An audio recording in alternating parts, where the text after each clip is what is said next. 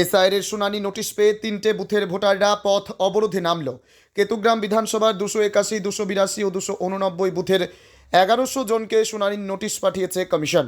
ভোটারদের দাবি, কমিশন সংখ্যালঘু অধ্যুষিত গ্রামে সন্তান সংখ্যা নিয়ে সমস্যা তুলে শুনানি পাঠিয়েছে বলে দাবি। 10 কিমি দূরে কাটোয়া 1 ব্লকে অফিসে শুনানিতে যেতে পারবে না বলে অবরোধে নেমেছে। শুনানি গ্রামের বুথে বুথে করতে হবে। দাবি আদায়ে কাটোয়া বর্ধমান রাজ্য সড়ক অবরোধ চলছে। সকাল 9টা থেকে অবরোধ চলছে। কাটোয়া থেকে শঙ্কু কর্মকারের report, crime press Bengal news. আজকে এই অবরোধটা করতে আমরা বাধ্য হয়েছি এই কারণে যে আমাদের গ্রামের যা ভোটার সংখ্যা তার 50% মানুষের ঘরে নোটিশ পৌঁছে যাচ্ছে, লাফিয়ে লাফিয়ে বাড়ছে। 50 থেকে 100, 100 থেকে 150, 150 থেকে 200, 300, 400, 500 পর্যন্ত হয়ে গেছে। বেশিরভাগ মেয়ে ছেলে, শুধু এসকে শেখ, এসিকে শেখ, এইটা একটা কারণ। আবার দেখাচ্ছে বাবার সঙ্গে ছেলের 15 বছর বয়সে ডিফারেন্স। এটা এসআর হিয়ারিং এর জন্য রাখছে। এটা কি হতে পারে? 80 বছরের বৃদ্ধ বৃদ্ধাকে তাদেরকেও নোটিশ হয়ে দিচ্ছে। এটা কি মানা যায়? আমরা কোন দেশে বাস করছি? কমিশন তো বলছে যারা বয়স্ক তাদেরকে বাড়ি বাড়ি গিয়ে করে আসা। না, বাড়ি বাড়ি করছে। আমাদের দাবি হচ্ছে যে আমাদের প্রতিটা বুথে বুথে হিয়ারিংটা করুক। ঠিক আছে, ভুল ভ্রান্তি হতে পারে, নামের গন্ডগোল একটু আধটু হতে পারে। বাবার নাম আব্দুলটা পরে আছে, শেষে আছে, তার জন্য নোটিশ ধরে দিচ্ছে। এগুলো কি মানা যায়? প্রত্যেকটা বাড়ি বাড়ি আতঙ্কিত মানুষ এক কথায় আতঙ্কিত। আর এই 4 বছরের কাজ 14 দিনে নির্বাচন কমিশন শেষ করবে। যে কাজটা 4 বছর লাগে কমিশনার শেষ করতে, সেটা ওরা 14 দিনে শেষ করছে। তার জন্য আমরা চাইছি প্রত্যেকটা বুথে, ঠিক আছে, ভুল যদি হতে থাকে ভুল সংশোধনটা প্রত্যেকটা বুথে বুথে হোক। আমাদের এইটাই। আমার নাম সেন্টুর রহমান শেখ, গামালডাঙ্গার বাসিন্দা আমি। এখানে গাউলডাঙ্গা শ্রীখণ্ড অঞ্চলের একটি গ্রাম, যেখানে 2টো বুথ আছে। 281 নম্বর, সেখানে ভোটার আছে 984 জন এবং এখানে এসআইআরে ডাকা হয়েছে 375 জনকে।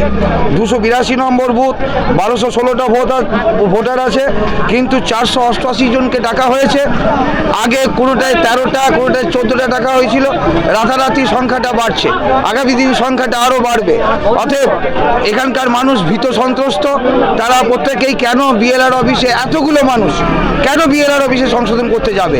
তো এখানকার মানুষের দাবি, তারা প্রত্যেকে খেটে খাওয়া মানুষ, তারা নিজেদের কর্ম না করলে তারা খেতে পারবে না। তাই তাদের দাবি বুথে বুথে আসুক এবং এখানকার শুনানি হোক। এই দাবি নিয়ে এখানকার মানুষরা পথ অবরোধে নেমেছে। প্রশাসনের সর্বময় কর্তারা আসুক, এলে তারা যদি প্রতিশ্রুতি দেন যে এখানে হিয়ারিং হবে, তাহলে কিন্তু অবরোধে উঠে যাবে। কারণ এই অবরোধ শান্তিপূর্ণ অবরোধ।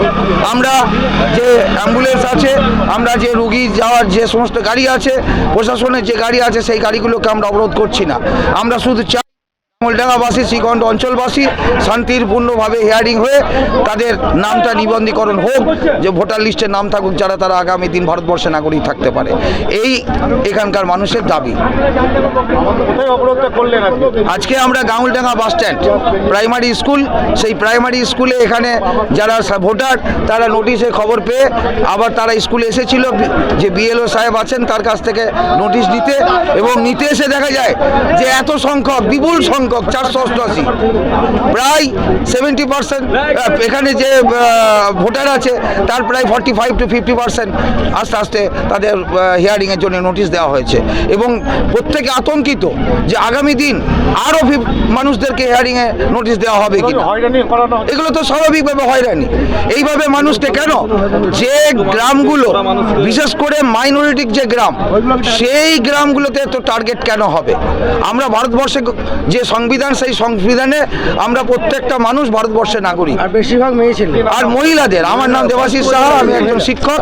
আমি যাওয়ার পথে, স্কুলে যাওয়ার পথে আমি দেখে আমি এদের সঙ্গে আন্দোলনে সামিল হয়েছি।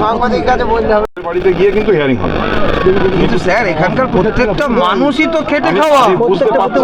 এইবার এরপরে আমি তো দেখুন, আমি বলি, আমাদের দাবি, আমরা বলি ম্যাপিং করলেন, সেটা আপনারা লিখিতভাবে দিন আমাদের, আমরা বলছি তো সেটা আমরা ফরওয়ার্ড করবো, এবং যদি পারমিশন পেয়ে যাই তাহলে অবশ্যই আমরা বুধবারই করবো। আপনি এতগুলো মানুষের দিকে মুখের দিকে তাকিয়ে আপনি নোটিশ আসবে, এত সংখ্যক হয়। নোটিশটা যেটা আসছে এর জন্য নোটিশ, এটা কি মানা যায়? এই ডিসিশন নেওয়ার অথরিটি তো আমাদের নেই। নোটিশ এলে তো আমরা সাবমিট করতে সোনা